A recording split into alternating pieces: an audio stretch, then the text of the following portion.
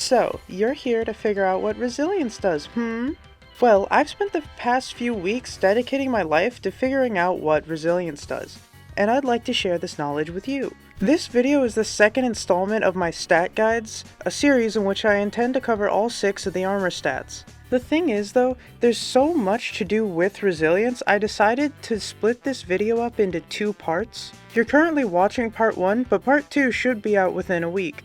First things first, I'd like to credit Pippin's Destiny 2 Data Compendium, Charles Burgar's Damage Resistance Explained article, and Court's Damage Reduction Overview as sources for some of the information in this guide. Here's a table of contents for the video. I figure a lot of people will be looking for specific sections of the video, so there's also going to be timestamps to each topic in the description. First, I'm going to do a basic overview of the stats, and then I'm going to cover what the resilience stat does, how to get the resilience stat, Titan barricades, overshields, and the various types of damage reduction. Overshields and damage resistance are not going to be in this video, but they will be in part 2 of the guide. So just like my previous guide, I think it's important to do a basic recap of the stats before deep diving into resilience. There are 6 stats in the game, which can generally be divided into 2 subsections. The top half of stats, mobility, resilience, and recovery, are passives that, for the most part, only affect moment-to-moment gameplay. However, in addition to those passives, what class you play determines which of these stats affect your class ability's recharge rate. Titans use resilience, hunters use mobility, and warlocks use recovery. The bottom half of stats, discipline, intellect, and strength, affect your grenade, super, and melee recharge rates respectively. Every 10 stat points you get will give you a tier of that stat. For example, a guardian with 81 resilience and a guardian with 89 resilience both have tier 8 resilience. Each tier of a stat increases the benefit you get from it. All stats cap out at tier 10 or 100 stat points. So that's a brief overview of how stats work in Destiny 2. But right now, there's only one that matters, and that is resilience. So what is resilience? Resilience is a stat that has 5 main effects. It affects your shield HP, PvE damage resistance, flinch resistance, Titan barricade cooldown, and the damage resistance against bosses for Well of Radiance and Ward of Dawn. Firstly, here's a chart showing the different amounts of raw HP you have based off your resilience stat. If you didn't know, your HP bar is split into 2 sections, those sections being health and shields. To avoid confusion, I'm going to refer to your total HP bar as HP and your health as just health. As you can see, resilience only affects shield amount and not your health. In-game, you can visually see the difference between these 2 stats. The right 2/3 of your HP bar is your shield bar. When you deplete that bar, the final third of your HP is red, indicating that you're out of shields. The rest of the damage that you take is going to go to your health. In-game, this state is known as critical HP.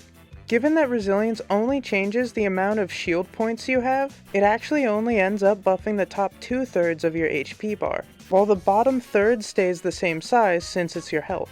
One small thing to note, when your teammates take damage, the icon above their heads will flash with an exclamation point. If they're at critical health and remain there, the exclamation point will just stay there and not blink. This persists until they're out of critical health. One important thing to note here though, is that even though resilience only gives you a few points of HP, those few points can make a world of difference in PvP. You'd be surprised how many times just having a few more points of HP will save your life. If you run extra resilience in the crucible, try and notice how many times you live with just a sliver of HP. You probably wouldn't have noticed this if you ran low resilience, since you'd be dead.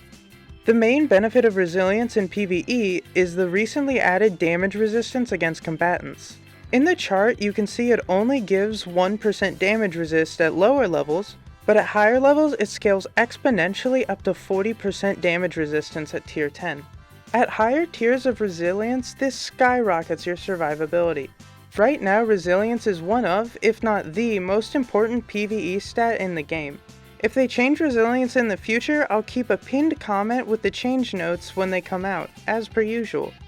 The third thing resilience does is provide a linear 1% increase in flinch resistance that stacks multiplicatively with other sources of flinch resistance. I'm not sure if I'm going to be able to get around to flinch in the second part of the guide. However, I will explain what the term stacks multiplicatively means during the damage resist section of part 2. Speaking of damage resistance, the fourth thing Resilience does is change the amount of damage resistance Well of Radiance and Ward of Dawn have against bosses.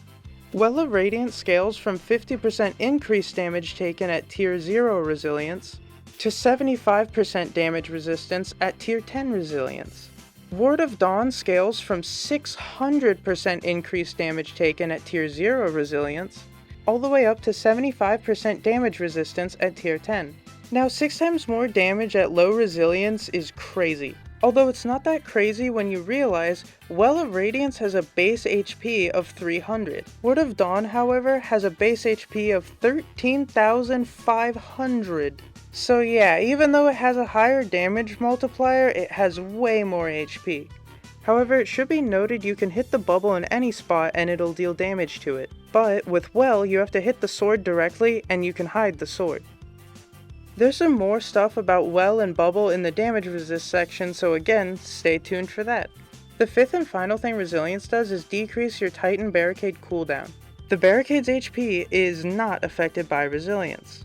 Now, all that's great, but you can't really use Resilience if you don't have it, so let's fix that. In terms of obtaining Resilience, much like the rest of the stats in the game, the main way you get it is through armor and armor mods. Although I figure you already know that. Here's a complete list of everything in the game that gives you Resilience. I'm going to split it into 2 sections, which I'll call passive and active forms of Resilience. When I say passive Resilience, I mean mods and fragments that determine your Resilience, which can be seen on the character sheet. When I say active Resilience, I mean temporary buffs that give you Resilience which cannot be seen on your character sheet. Alright, so first I'm going to go over passive Resilience. The Resilience mod gives you plus 10 Resilience. The Minor Resilience mod gives plus 5. Charge Harvester takes away 10 Resilience from Titans. Ember of Wonder gives you 10 Resilience. Ember of Empyrean takes away 10 Resilience. Echo of Leeching gives 10 Resilience. Echo of Persistence takes away 10 Resilience from Titans. Whisper of Conduction gives 10 Resilience and 10 Intellect. And finally, Whisper of Shards gives 10 Resilience. That's all the passive Resilience in the game, but now let's talk about the actives.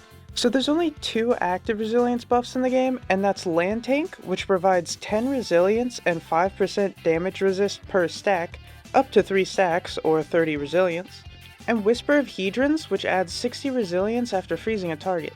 These are the only buffs in the game that give Resilience right now. Okay, so next up let's talk about Titan Barricade. There are 2 main barricades in the game, both of which give you 20% damage resist while placing.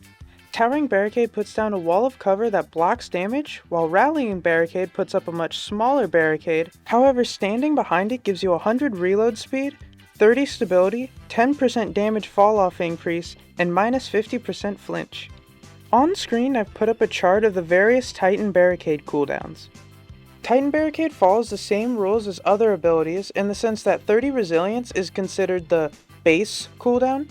Going below tier 3 Resilience increases the cooldown, whereas going above tier 3 gradually decreases it. So there's 3 different barricade cooldowns in the game. That's Rally Barricade, Towering Barricade, and any barricade with the Bastion aspect equipped. There is a bit of an addendum to this though. Icefall Mantle makes it so you can't regenerate your barricade while shielded, and the timer refreshes when you get hit, meaning you could theoretically have an infinite cooldown on your barricade as long as you keep the Icefall shield on. Icefall Mantle and Hoarfrost Z both share Rally Barricade's cooldown regardless of what barricade is equipped on your subclass. The base barricades all have 600 base HP and last for 20 seconds. Titan's Ramparts lowers the HP of your barricade to 400 and reduces the time it lasts to 10 seconds. Conversely, Heart of Inmost Light gives your barricade more HP in PvE, though I couldn't test how much because as it turns out, the Empowered Barricade buff from Heart of Inmost Light doesn't increase its HP in PvP. The Bastion aspect adds a Void Overshield while standing behind a barricade and increases its cooldown, but it doesn't fundamentally change the barricade. However, the Bastion aspect does make it so Barricade takes 20% increased damage from Guardians. This means that technically speaking, the Bastion aspect actually makes your barricade weaker in PvP. While there are a variety of effects you can put on a barricade, those are the only ones that fundamentally change it.